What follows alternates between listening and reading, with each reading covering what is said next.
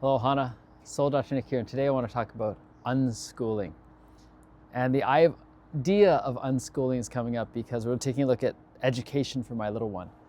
And how do we not look at school, the way to train someone to being a great factory worker, to listen to rules, regulations, patterns, and to conform and to fit in, versus the education of life, which is that desire for intrinsic learning, for experimentation, for curiosity, for wonder.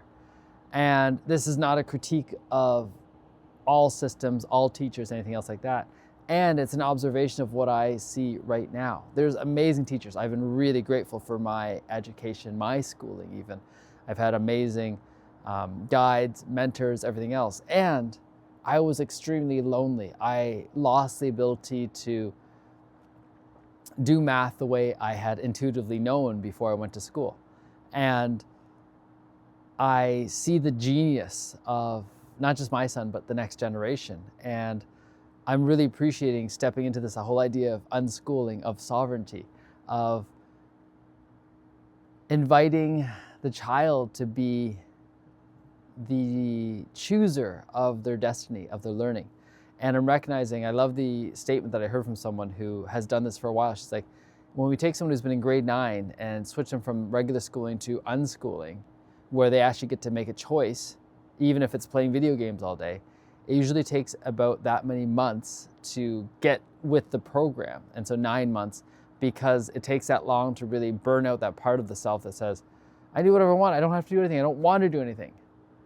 And there's that part of my own life too. I spent so long schooling, it probably took me over 24 months to step outside of the program. I'd been in school, so to speak, for almost 24 years. It's almost 2 years it took. And now is the time when I'm actually like, what do I want to learn? And even now, sometimes I forget. I'm like, what am I supposed to learn versus what I want to learn? And I'm getting sent all these courses recently. And I'm taking a look going, how do I practice saying no to most of these? Because most things I don't actually want to learn right now. And then how do I take a look even at videos and podcasts and movies and say, it's not what I'm supposed to watch, but what do I want to watch? What am I excited to watch right now? And it's even the work right now. How do I find that intrinsic motivation again? And that's the biggest piece, I think, what unschooling is. It's finding intrinsic motivation.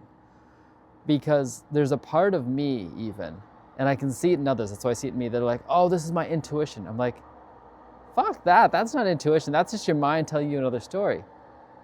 And in every yes there's a no, and every no there's a yes. That's probably a grain of your intuition.